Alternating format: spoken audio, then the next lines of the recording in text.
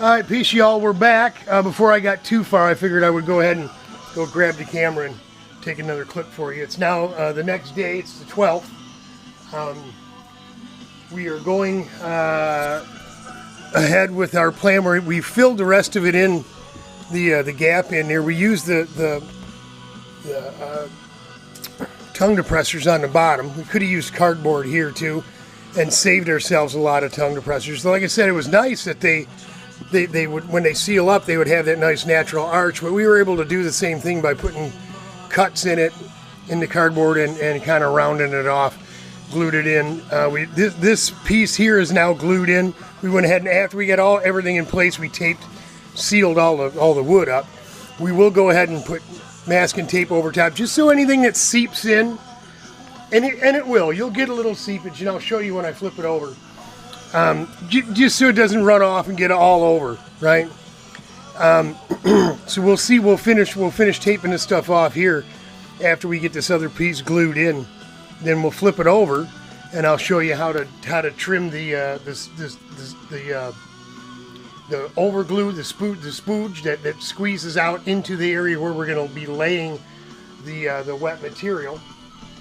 That's going to make up that gap, and then eventually bridge across the material that filled in the gap to the seat itself, and so on. This is pretty strong stuff. We have made what we call in model making a milk crate, egg crate. That you can literally once it's glued, all just hot glue and cardboard, you can stand on it. A 250-pound guy, 300-pound guy can stand and doesn't hurt it. This stuff is resilient as all get out, this corrugated paper.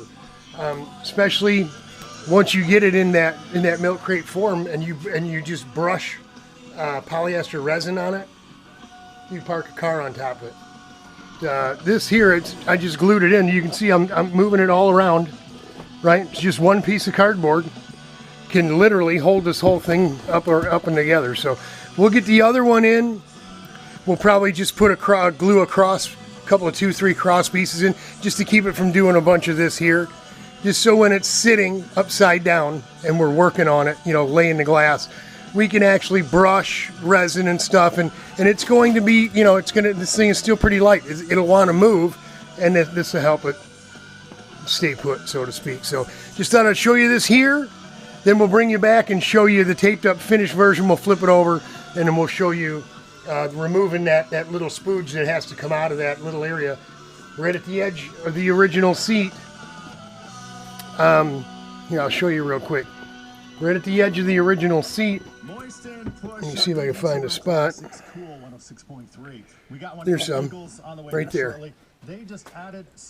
Not a lot of it to fix, but there is a bit. It's right here. See how it's spooged out to be kept nice and flat. As much as, no gap here whatsoever, if you can. That will, with the glue in there, that's going to keep the resin from getting through and causing any leaks on the inside. Again, you're going to have some leaks. But before we can dress this, we got to go ahead and get all the over spooge out. Glue together any pieces like we did here, put glue in between any gaps, because what we're going to end up doing is covering all of this with masking tape as well. We'll go ahead and very carefully, once it's all in place, probably take some mold release wax or some PVA. But with the PVA, we can put it on with a brush and get right up close, but what we don't want is let me get a pointer. We obviously don't want it on this surface, but we also don't want it on that surface, right? The thickness of the material. We really don't want any wax or any PVA, any mold release on there. And when we're putting it on this surface, there's a very good chance we could get it on there. And it won't be a deal breaker if a little gets on there, but that's kind of goes against everything you're trying to do. You don't just want to bond this to this. You want to fill this. You want it to make itself one piece by connecting to the thickness, the section view, or so to speak, the section surface of the material, along with the seat itself, the existing bit. So once we get tape and stuff on here, all this ratcheting looking, stuff. I mean, you can actually, run a file on here or something and round it off a bit, and we might, if it looks gnarly, we'll go ahead and fix it up. But that's what we got going. Let me go ahead and get this other piece inserted, get some tape on the inside. We're done inside, so we can get working on this here. I wanted to at least get this done and get the material cut today. Don't think we're going to get the material cut, but that won't take very long. We need to set up a little table out here to keep that stuff, one, clean, so it doesn't get dirty or contaminated by getting into any kind of fiberglass dust or dust from around here, wood, any of that. We don't want any contamination on it. It's very, very, very critical. So we'll get that stuff going tomorrow. I gotta cut all the grass tomorrow because the bug guy is coming to spray. It's our second application of all the grass. Everything that's our lawn gets sprayed for ticks. It's tick and mosquito, but more than anything, ticks. I mean, knock wood,